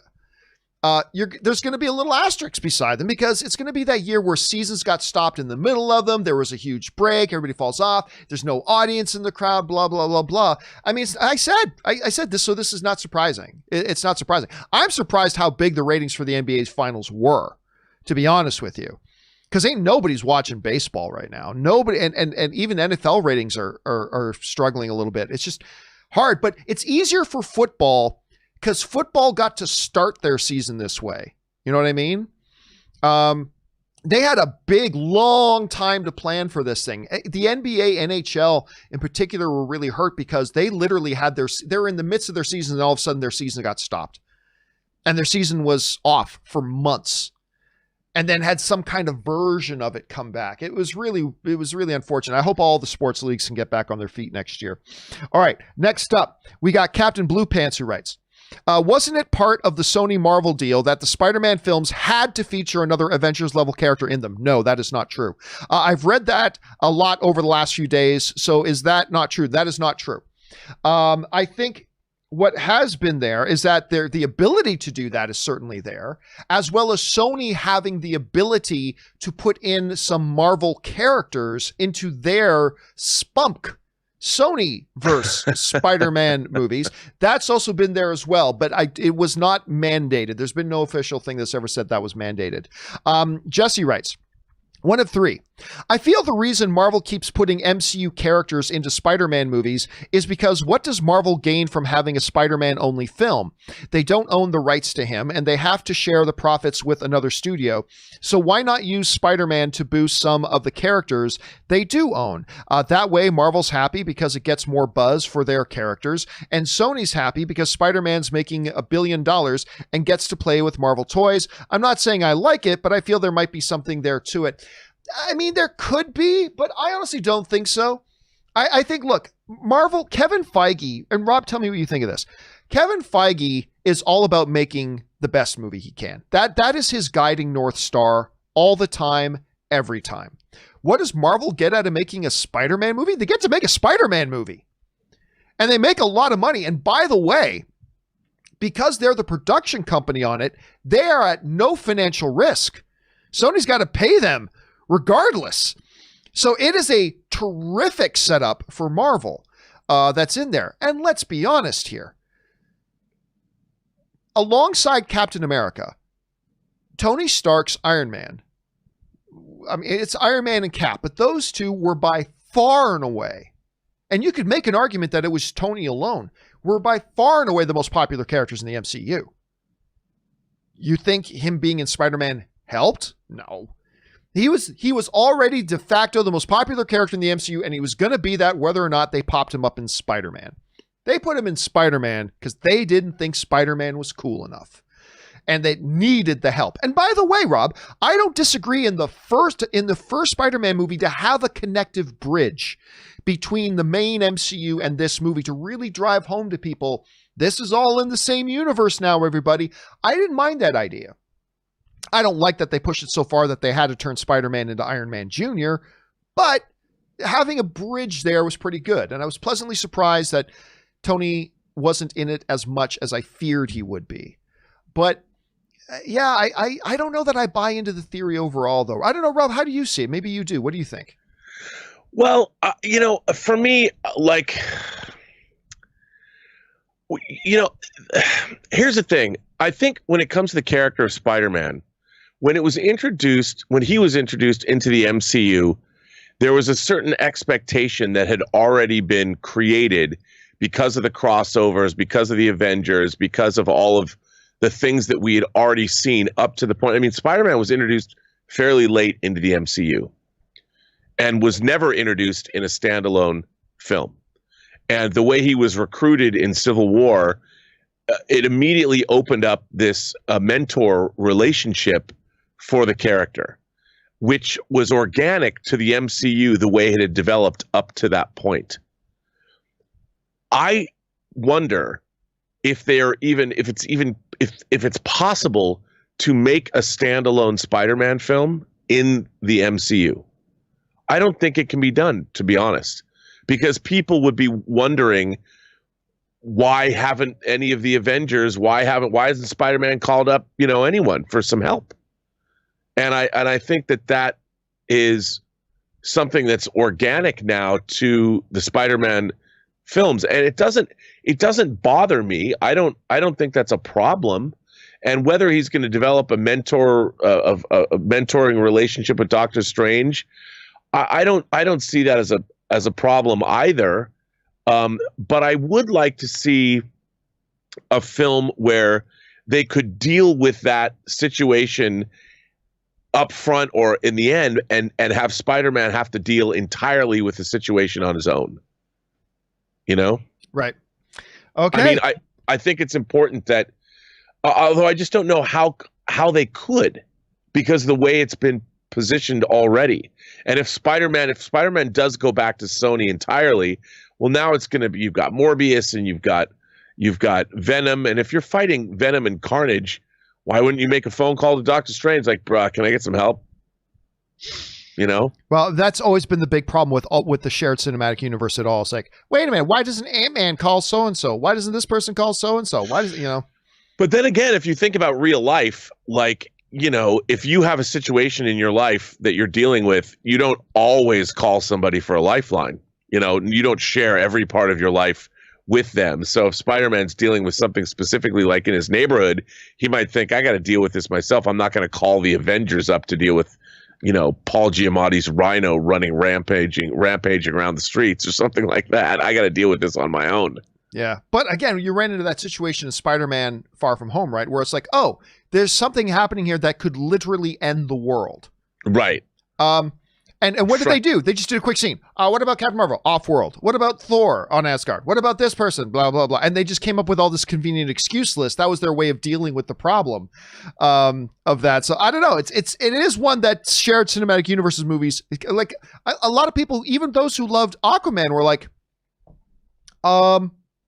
why didn't Aquaman call up his Superman buddy? Right. Why didn't Aquaman reach out to Bruce? Why didn't Aquaman get a hold of that flesh? I mean, the world could be in danger here. Why didn't he call? That's what, and they didn't even bother to address it. They said, nah, just let's not worry about that. Yeah. And I appreciated that. Okay, let's keep moving here. Let's see here. Where are we at? We're at Star Wars Rocks writes, hi, John. I actually found out about the 7th Transformers movie from a reliable source, a YouTuber by the name of Ragin Nation. It's one of his most recent videos. Again, anything that gets originated on YouTube, I pay no attention to. That doesn't mean it's not true. It doesn't mean it's not true. But for every 5,000 things that originate on YouTube, this show included, about one of them out of 5,000 ends up being true. So it's not that it couldn't be true. It's just that when it actually gets covered by the major trades, then it's real, and then it's worth. Otherwise, I'm going to be spending all my time talking about, did you hear that on this YouTube channel somebody said this? Again, not to disparage, I am a YouTube channel, not to disparage the YouTube channels, but we could spend all day, every day talking about stuff that were 99.9% of it isn't true. So if it is true, it will at some point be picked up by the major trades, and then it's worth talking about. Otherwise, it's just kind of not worth going into. All right, Willow writes, but thanks for following up on that, man. I appreciate that. Willow writes, I hope you don't consider this a spoiler, but was the bit with Homelander in the finale actually previously shot footage from season 1? Yes, it was. I don't know if they might have toned the scene down, but I didn't think it was outrageous to say love sausage. Oh, it was definitely, look, so... Look, it's been a week now. I'm just going to say what it is, okay? So if any of you have not seen the finale of The Boys Seasons 2, this is not a story point at all. It's just a little tag they put on at the end of the season 2 of The Boys. I've given you warning now. I'm about to say what it was. Again, it's not a story point at all. But if you don't want to hear this, mute your speakers right now, and I'll give you a big wave when it's okay to turn on your speakers again, okay? All right. So at the end of The Boys Season 2, they do this quick little tag at the end where Homelander is standing on top of the building overlooking the city, masturbating like a furious monkey, yelling, I can do whatever I want, I can do whatever I want. This is obviously the scene that they shot for season 1 that was the only scene Amazon made them take out. And that is where Chris Carr's infamous, quote, soup goop came from. Because in the as it's originally shot, Homelander masturbates until he climaxes and sprays soup goop, as Chris called it, all over the city. They left that part out. But while it was funny, and I don't know if they specifically put that back in there because of this show and because of Chris Carr's infamous soup goop line. I don't know if that's why they put it back in or not. But while hilarious, it also felt out of place. Because it didn't feel like they're going from that press conference where Homelander's saying, oh, thank goodness I have Maeve and Starlight and blah, blah, blah, to all of a sudden him doing that. It would have fit better in season 1 than in season 2. It was still a kick to see it there, though. I don't know. But they did cut out the soup goop part, which I'm sure Amazon didn't want on there. Rob, what do you think? I agree. I thought that was really incongruous with the rest of what was going on. I mean, that was literally when he was looking at Starlight and Maeve giving that speech and they're panning closer into his eyes. That was terrifying. Yes, it was. I kept waiting for his eyes to ignite and he was finally going to get to do what he wanted to do earlier in the season and just take out everybody. I mean, I'm waiting for, I don't know where they're going to go with this, but I'm waiting for Homelander to snap and just take over the world. Become the dictator that I think he wants to be. And, why not? I mean, he was bested by 2 women that anger. And I don't believe that after all that happened, he's going to go stand and just jerk off over the city saying, I can do whatever I want. That seems sort of not where Homelander was left at the end of season 2. No. But it was still fun that they put it in there. It was fun. I mean, yeah. Although I like that they addressed that too. Again, this one is a bit of a story plot spoiler, so just be careful about this. But when Maeve threatens to release the video of him letting one of the greatest episodes in television history, the airplane episode from season 1, when she threatens to release that video showing Homelander letting all those people die, and he says, "I'll kill everybody." Like he's like, fine, they're addressing this. I'll kill everybody then. And Maeve was like, I don't care. Just as long as everybody knows that you're the monster that you are. And then no one will ever love you again. Right. And then I loved that we get to hear the audio in his mind of people cheering his name. Homelander, like that is everything to him. And the thought that people would hate him and not love him is crippling to him. Oh, I love that scene. No, but I think that's what makes the character, he's not just a straight up villain. I mean, when you think about his backstory and how he was treated as a kid, and basically grown in a laboratory with no love and no parental guidance. Some of the best scenes in season 2, like that, actually was one scene where he was encouraged by Stormfront to try and be a father figure to Ryan, and he sits down with Ryan and actually has this moment of compassion, and everything that he was saying was like true. And it was a real moment of compassion from Homelander. And I'm like, wow, that was pretty ballsy. And I believed him. I thought that was, again, Anthony, that guy, that dude Anthony is Starr, one. yeah. Anthony Starr is such a great actor, and to see that scene was one of the highlights of. I know it's just him talking to a kid. It's not him killing anybody or anything like that, but I thought that was one of the highlights of the entire season. All right. So with that said, if you were muting, you can turn it back on now. We're done talking about The Boys season 1 or season 2, I should say. All right, let's move on here. Next up, we have Ben Rayner, who writes, hey, John, in regards to that Back to the Future question yesterday about plutonium, about to get sweaty, hold on. In part 3, Doc says the time Curtis ran on plutonium. You mean the time machine? Ran on plutonium, then Mr. Fusion, but the car always ran on old-fashioned gas, and the 1800s gas wasn't around yet. So somebody wrote in yesterday, Rob, and I cannot remember parts 2 and 3 specifically enough, about, hey, how come in the one Back to the Future they needed gas, but in the other one all they had to do was throw garbage into it? My answer was, well, if you think about it, the DeLorean changes over the course of even the first movie. In the beginning of it, it is what it is. But at the end of it, when Doc comes back to get him, it then transforms into a flying ship. So maybe it just transforms its internal engines. How would you address that question? Yeah, I mean, that's kind of the same thing. These are just things that you have to assume that took place off screen. And I don't see them as logic problems, but it is transforming throughout the entire course of the movie. So, it's hard to say, but I would say, like you just said, it keeps getting upgraded and transformed. I mean, heck, it gets big giant wheels in the third movie too. It's, yeah. Right.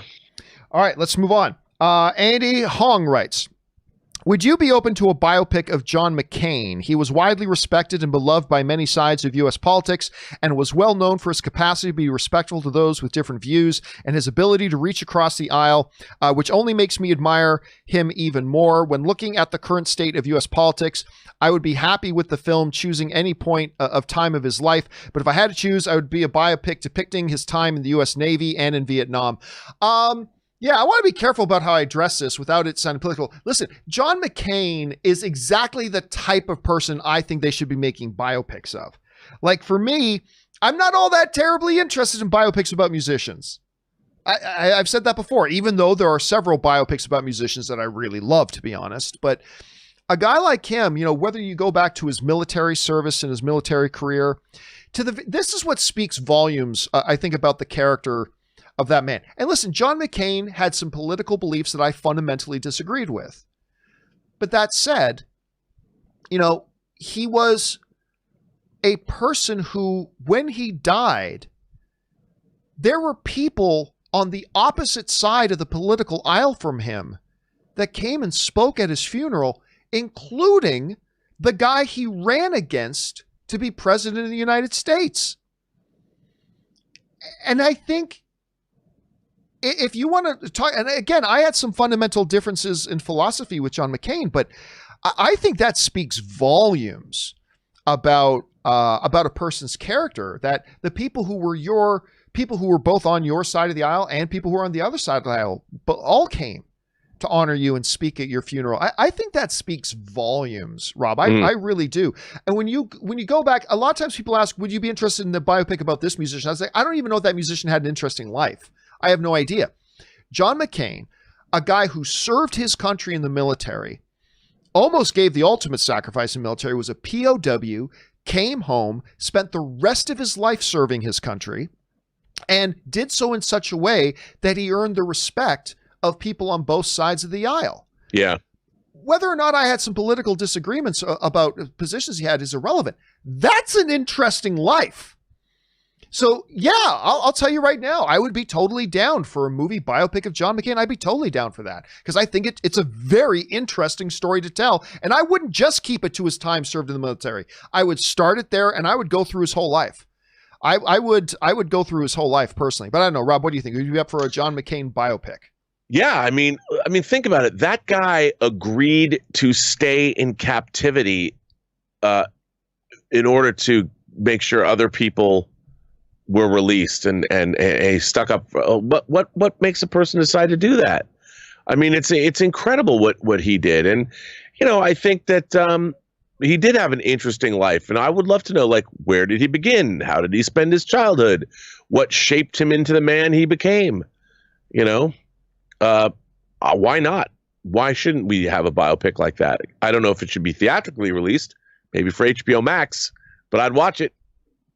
All right, let's keep going here. Next one up, we've got an anonymous user who writes about the Oscar. The problem that movie like The Gentleman seems like a year ago to wait for 2022 awards, then no one will remember that this movie came out. Oscar voters usually forget about movies that came out at the beginning of the year, never mind a year ago. That's a total myth. That is completely not true.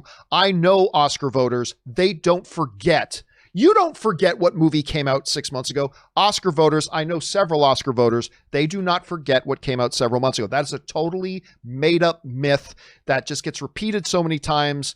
At some point, people believe it, but it's completely not true. Anyway, the solution is easy.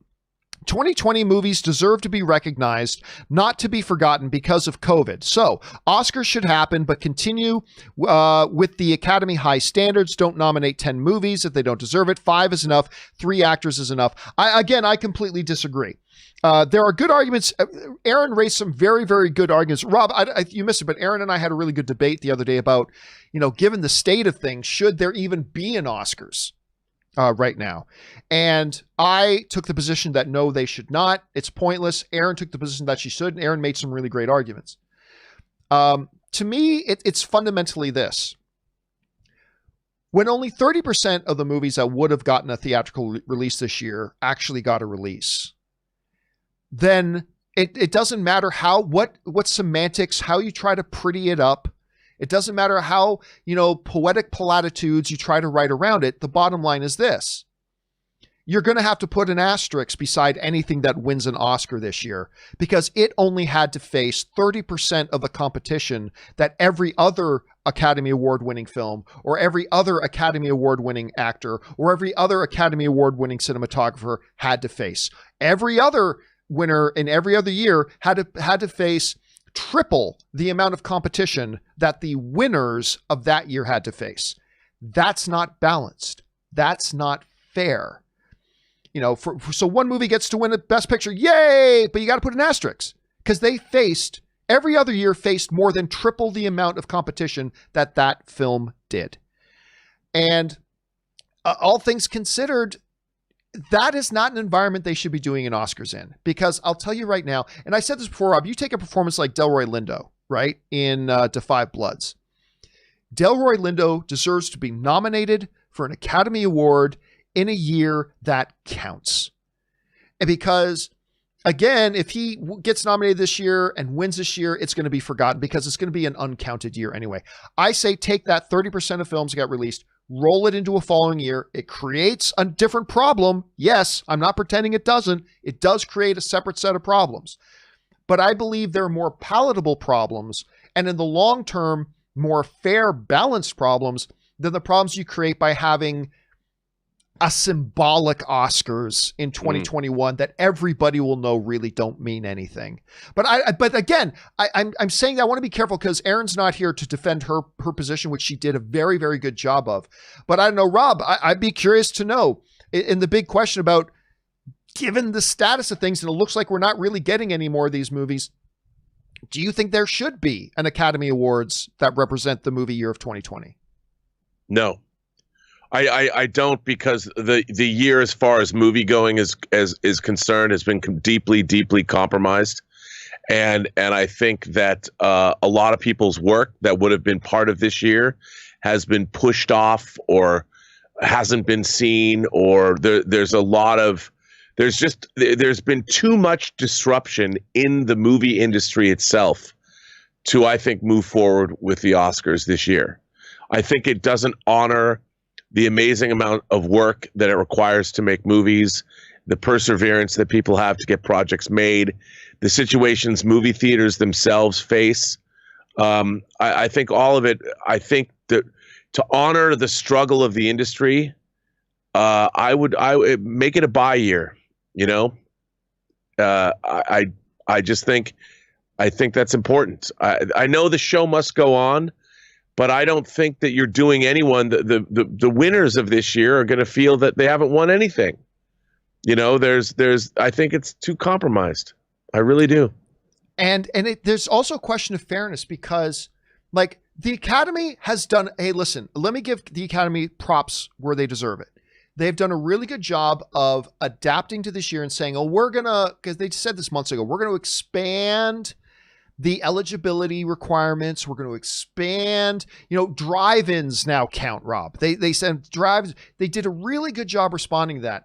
But that becomes a completely unfair situation now for big movies, not even big movies, but really great, potentially Oscar contending movies, a ton of which for their own financial well-being had to be pushed off to 2021 or 2022, that they now are going to have to face much stiffer competition in the following year just because they did what was best for them and moved years. Whereas maybe a couple of potentially Oscar nominated films, Oscar caliber films, chose, well, whatever, we won't worry about moving. We'll just make whatever money we can and we'll stay in this year.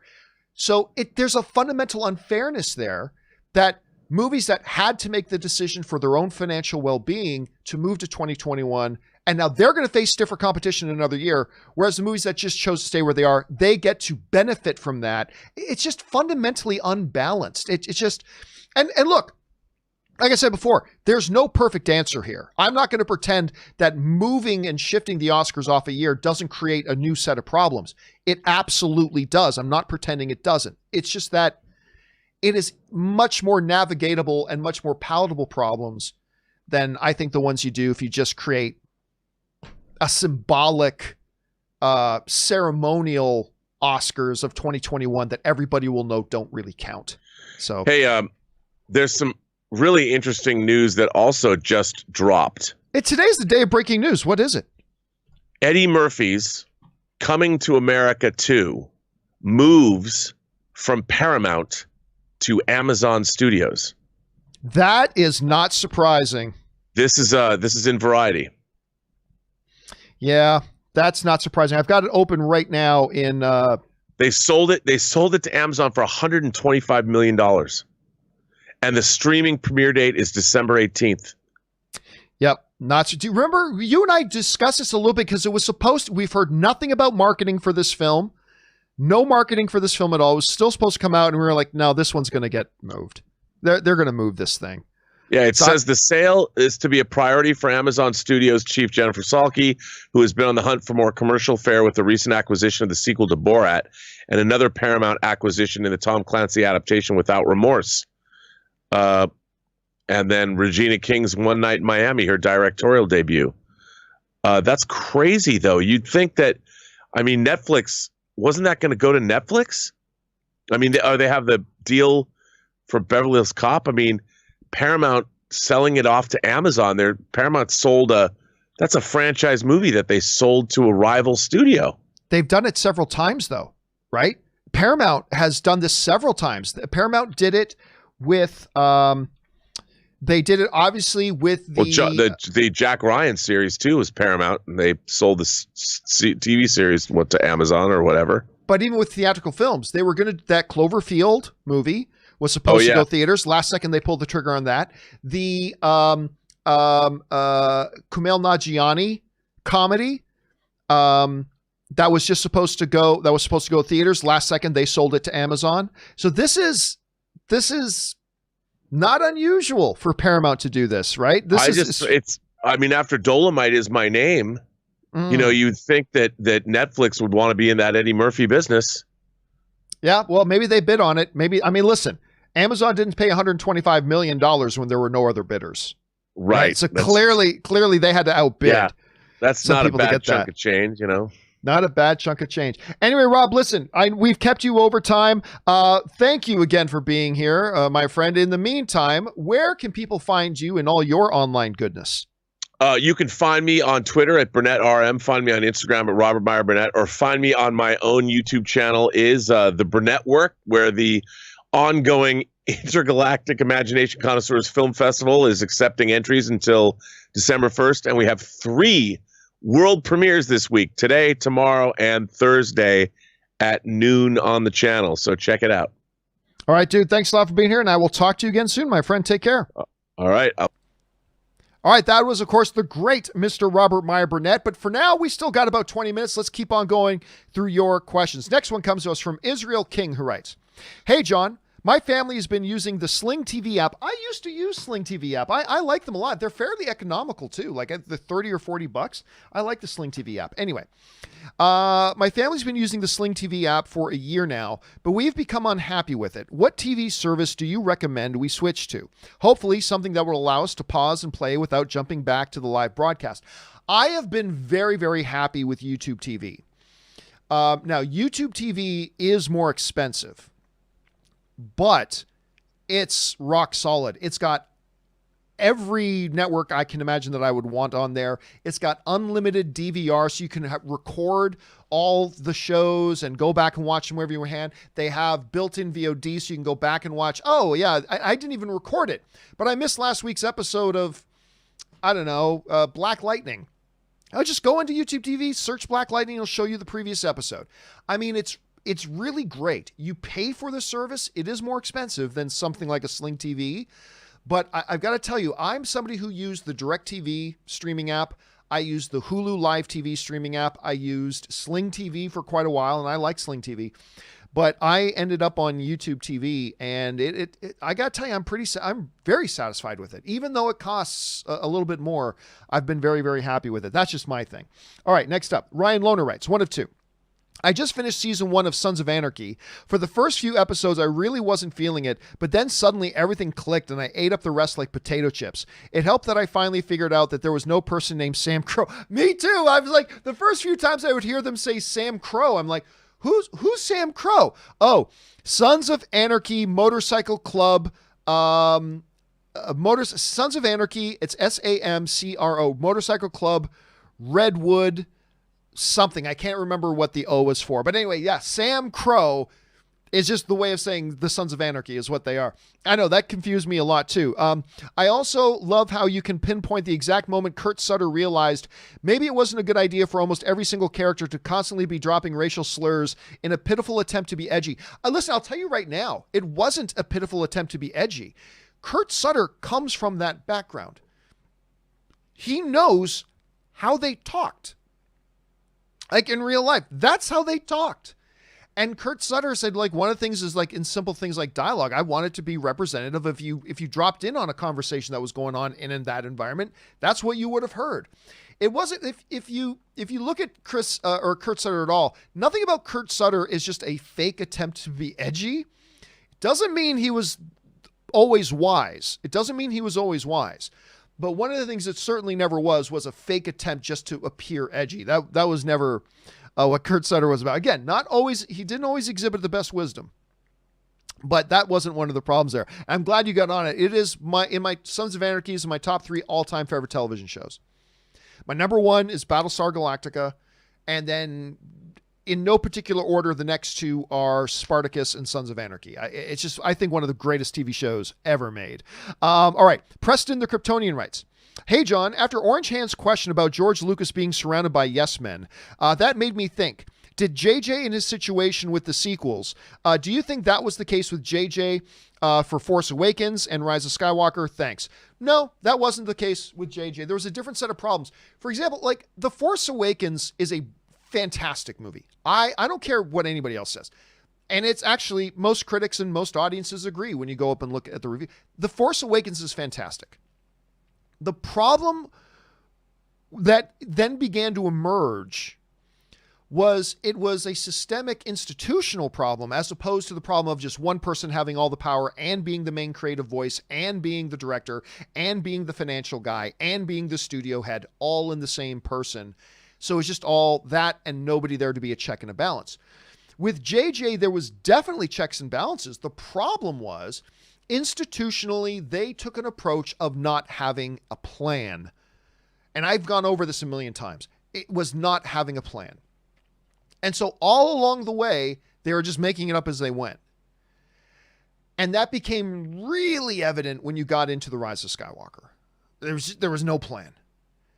And so they made a lot of decisions and they were trying to, people didn't like that. So let's change course and let's do this. And let's do this. And let's do this. And it just became that. It wasn't a matter of there not being checks and balances. There were, but because they institutionally started off from a position of not planning out what the trilogy was going to be,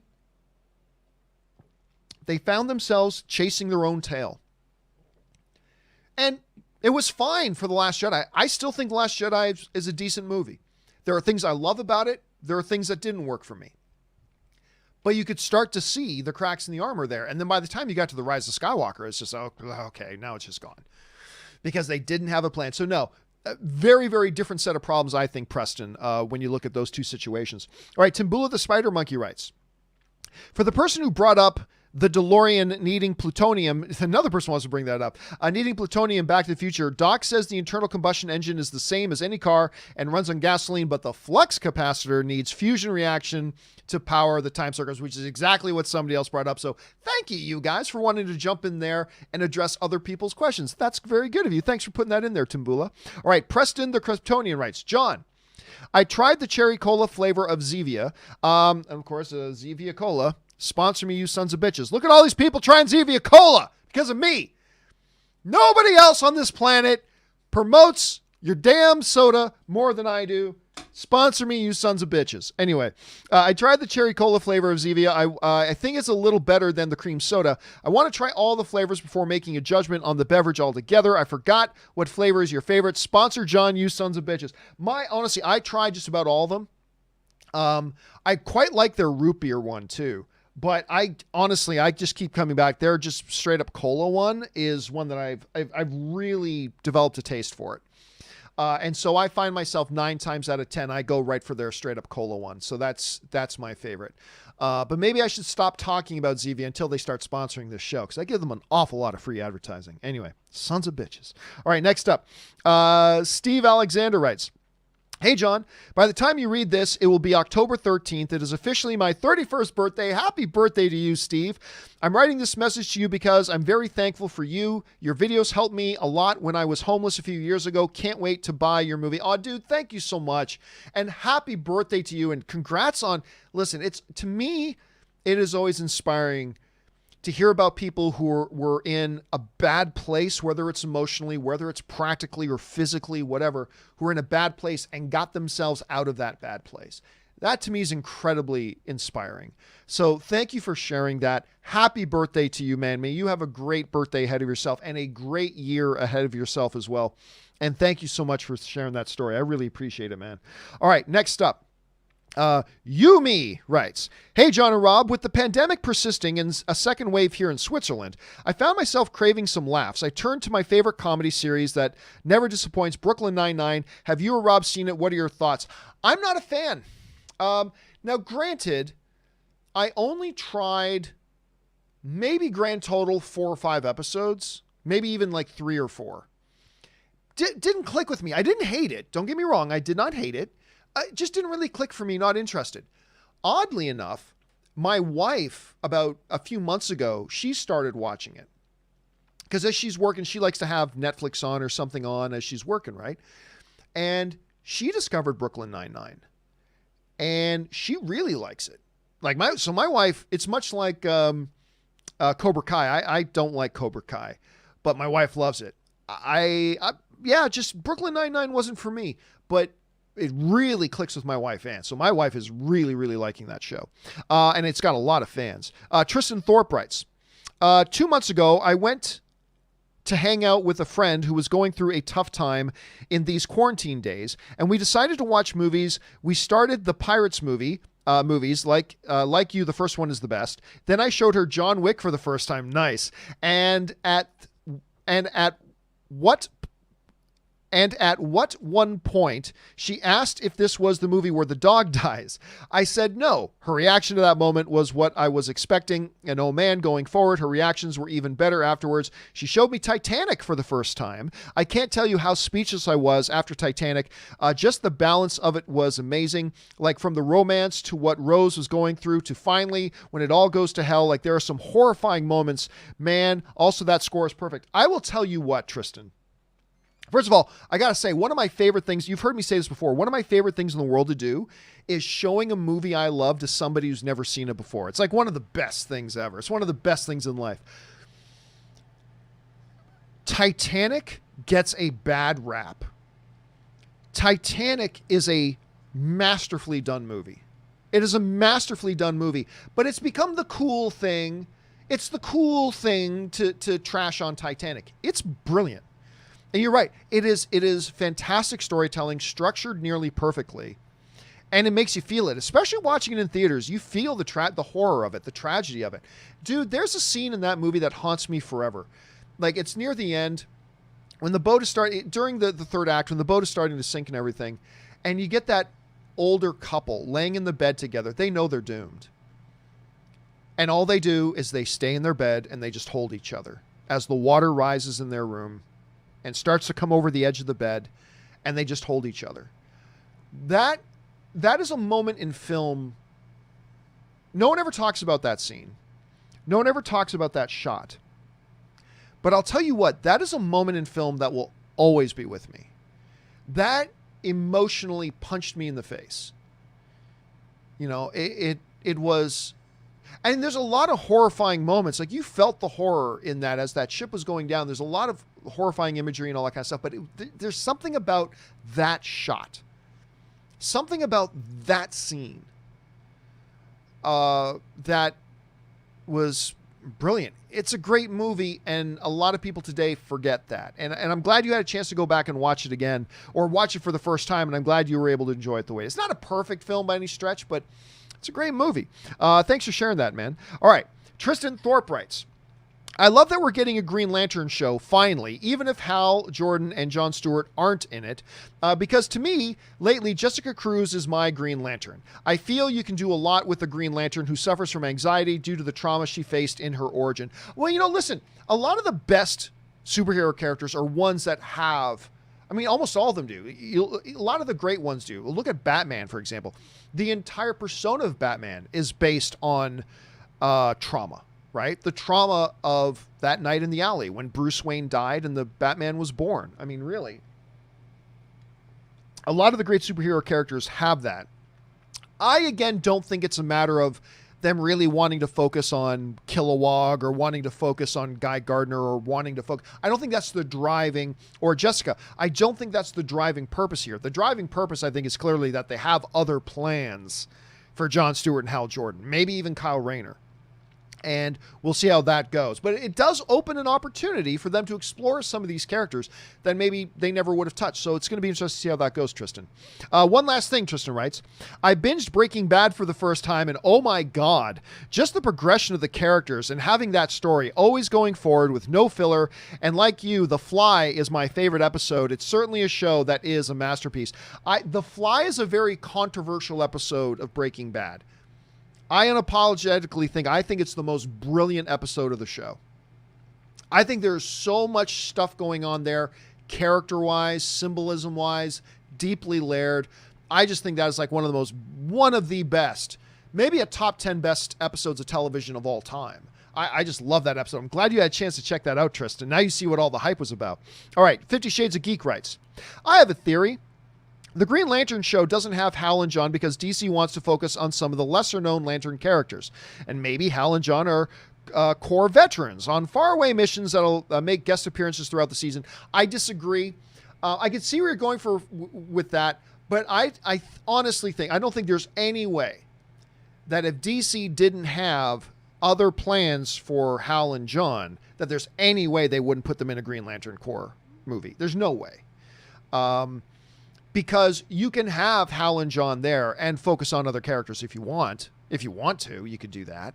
But I honestly think, 50 Shades, that the underlying thing here is that they've got bigger plans for those specific characters. And there's nothing to say that they can't make a quick appearance here or there in it, or that they won't be referenced in the show. But yeah, I personally... And I don't know this for a fact. It's just what I believe. I believe they clearly have probably feature film kind of aspirations for those characters. And that's why they're not going to be in the show. But we'll find out soon enough. Certified Lover Boy writes, remember 9 years ago when Universal tried to shorten the theatrical window for the extremely mediocre film Tower Heist, and theaters said, hell no. Flash forward to today, do you still think AMC Universal deal was still a bad idea for AMC given the state of them? Even more so. Because what the AMC deal did is incredibly short-sighted for them. What the AMC deal with Universal does is it guarantees AMC's long-term failure. It is never a good idea. Too many people make deals about things that might be good for me today, and they lose sight about what are the long-term ramifications of this. That's why people get into credit problems. Like, people get into credit problems because they see it as, oh, I can get this for today. Oh, yay, and all I have to pay is $35 a month, or pay $100 and something a month, or pay $18 a month, or pay $300 a month. They don't look at it as, oh my God, I just bought something that's $8,000. And they think of the short-term benefit, but they don't take in consideration the long-term ramifications of what it is they're doing. And I think this is a situation where, this is why all the other movie theater chains have looked at Universal, and Universal say, hey guys, don't you want to sign this deal too? Look, AMC signed it. And all the other theater chains are like, screw off.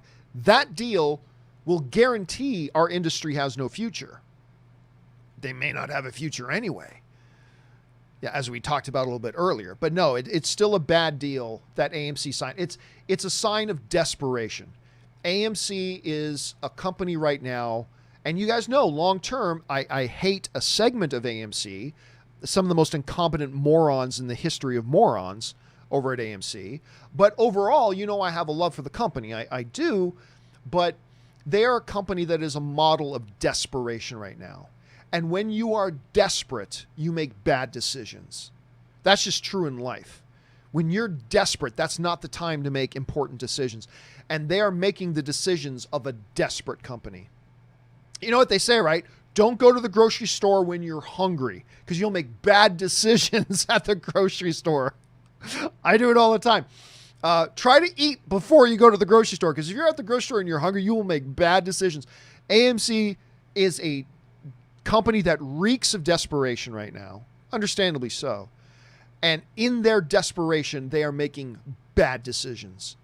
Bad decision making this deal with Universal that they made. Bad decision to keep their doors open when when Regal, you know, their closest competitor, realized, you know what the smart thing to do is right now? Close our doors, conserve our money until movies are back. Then we'll open our doors. AMC's like, no, we'll keep our doors open. It'll be fine. Desperate company making bad decisions. That's AMC right now. And I say this as somebody who likes AMC. They're my theater of choice. But, you know, it is what it is. All right. Next up, Lynn writes, hey, John, great fan since the AMC days. Thank you so much, Lynn, especially that Marvel special you had after the El Capitan announcement. That was a good time. I was there in person at the El Capitan Theater in Hollywood when they did the Marvel Phase 3 announcement, and Kevin Feige, and we had, you know, we had Chadwick Boseman on stage with Robert Downey Jr. and Chris Evans as Captain America and Iron Man, tug-of-warring on him. It was such a great event. It was a lot of fun. And we did this big announcement video of it. Anyway, just want to say thanks for all that you do. Also tried Zevia for the first time today. I like it. Sponsor him, you sons of bitches. That is every day, you sons of bitches. Other people saying, hey, we've tried just because of this John Campea Show thing. Sponsor this show. And meanwhile, they're sitting at home. Well, Campea, why do we have to sponsor it? You keep talking about our cola, so thanks for free. I mean, it's my own fault, I suppose. Thanks for following along with us, Lynn. Hitchcock is the GOAT writes, to all those who incorrectly declare that Die Hard and Lethal Weapon are Christmas movies, Fat Man was made for you. Can't wait for this movie. If this was a normal year, it could have been a sleeper hit. Everyone I've shown this trailer to is so excited to see it. For those of you who don't know, Fat Man is that new Mel Gibson, Walton Goggins movie where Mel Gibson plays Santa Claus and Walton Goggins as a hitman sent to kill him. It is a gritty, looking pretty violent movie. Again, I am utterly fascinated by this trailer. I don't know if this movie is going to be great or terrible. But, woo, it looks interesting. It looks so interesting. All right, last question of the day, guys. And then we'll have to pick this up tomorrow. Art Teacher Movie Fan writes, hello, John and Rob and Aaron, if it's Thursday. Well, no, it's still Wednesday. My question is, if you created your own superhero, what would their power set be? Thanks, and keep up the great show. I look forward to it every day and listen to it in between teaching art online. Well, first of all, thank you for being a teacher. And thank you for watching the show. If I were to make, I think I'm more fascinated by the superheroes without infinite powers, right? Like some incarnations of Aquaman now, he even flies. Aquaman flies. Like, really, he's got to have... So Aquaman also, like every other superhero, has superhuman strength, superhero speed. He can fly, blah, blah, blah. At some point, Wonder Woman was able... They made Wonder Woman that she could fly. Cool, I guess Wonder Woman can fly now. At some point, they did that. I mean, it's just like a lot of superheroes, they're all the same... Really, just different variations of the same powers. I'm kind of more attracted to the heroes that are more limited in scope, that have something very specific that is a power of theirs. Like, even in The Boys, most soups in the boys are bulletproof and they have extreme strength or whatever, right? So I like the more limited one. So I don't know. I guess that's why I like translucent. But again, translucent couldn't just be an invisible man. He had to have impenetrable skin and he had, all that kind of stuff. So I would probably be a character that's a little bit more limited in scope. I said that was the last one, but let's do one more. Evan writes, "Hey, John and Rob, love the show. Thank you so much. Recently just watched Rob's Superman Returns behind the scenes videography stuff. Great work, Rob. He did a great job on that. This leads me to ask how the progress on your own documentary is going, John. When can we expect it to be released? Live long and prosper." Well, thank you so much. Well, actually, my documentary right now is playing in a couple of festivals. Actually, right now, NBC Universal's presents the Portland Film Festival. And it is a finalist for Best Documentary of the festival. That's playing there right now. My goal right now is to have it available by the end of the year. So my goal at this moment is to have Movie Trailers, A Love Story available for rent or purchase by the end of the year. That's my goal. I'm hoping I'm going to be able to do it. I think I'm going to be able to do that. Fingers crossed. So it's coming along nicely. Thank you for asking, Evan. All right. From there, we've got questions from Nick Parrish, Brandon Plummer, Chris Daniels, and a couple of others. Don't have time right now to get to your questions, but do not worry. You sent in these questions. They will be the first ones to get answered on the show tomorrow. Once we get to, as I bring up my camera, once we get to the live questions part of the show tomorrow, yours are going to be the first ones we get to tomorrow. So you send them in. Thank you for that. They're going to get answered. Keep your eyes open for that. All right, guys, that'll do it for today's installment of the John Campea Show. Thank you so much for being here. Just a quick reminder, guys, if you haven't done so already, click on that subscribe button, become a subscriber to the channel. And by the way, too, just take a second, go down and click the thumbs up on it as well, and leave your thoughts in the comments section on any or all the topics that we discussed here today. Just remember, when you're talking in the comments section, talk like you're talking to fellow film fans, right? Have some great disagreements and debates, but remember, you're talking to fellow film fans. Keep it natured as such.